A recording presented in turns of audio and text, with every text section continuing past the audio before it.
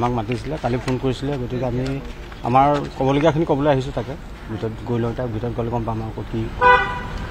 আৰু যিটো ঘটনা গম পাইছে এতিয়া যিটো আপোনালোকে সিদ্ধাৰ্থ শৰ্মাক জানিছিলে এতিয়া যিটো তথ্য পোহৰলৈ আহিছে এই সন্দৰ্ভত কি ক'ব সিদ্ধাৰ্থ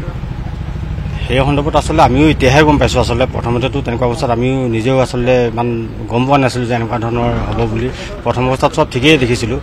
পিছত গতিকে এতিয়া বাকী অনুসন্ধান চলাই আছে গতিকে উচিত তদন্ত এটা হওক আৰু সোনকালে যাতে ন্যায় পায় আৰু কথাটো আমি ইমানটো বিচাৰিছোঁ নাই নাই নাই নাই আমাৰ লগত তেনেকুৱা ব্যৱহাৰ আমাৰ লগততো ঠিকেই আমি যিহেতু মোৰ বয়সতো তেওঁলোকে বহুত যথেষ্ট ডাঙৰ আৰু হয় ষ্টেজত কেতিয়াবা জুবিনদাক লগ কৰিবলৈ আহিলে অকণমান দুৰ্ব্যৱহাৰ কৰাটো হয় বাৰু তেনেকুৱা ধৰণৰ আমি ষ্টেজতহে আচলতে লগ পাওঁ বেছিভাগ সময়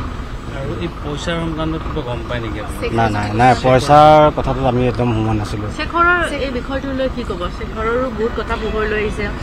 এতিয়া শেখৰ কি শেখৰ আমাৰ লগততো ভালেই আছিলে আমি যিহেতু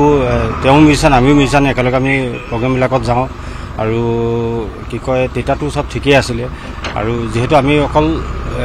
আমি বাকী যিমানকেইজন মিউজিচিয়ান আছিলোঁ আমি চব ষ্টেজতহে আচলতে লগ পাওঁ আৰু কেতিয়াবা কিবা ৰেকৰ্ডিঙৰ সংক্ৰান্তত গ'লেহে কথা পতা হয় আৰু বাকী তেনেকুৱা ভিতৰুৱা কিমান আৰু ইমান নাজানো আৰু হয় ভিডিঅ' দেখা মতেতো হয় সেইটো মাতিব নালাগিছিলে বাৰু তেওঁলোকে অলপ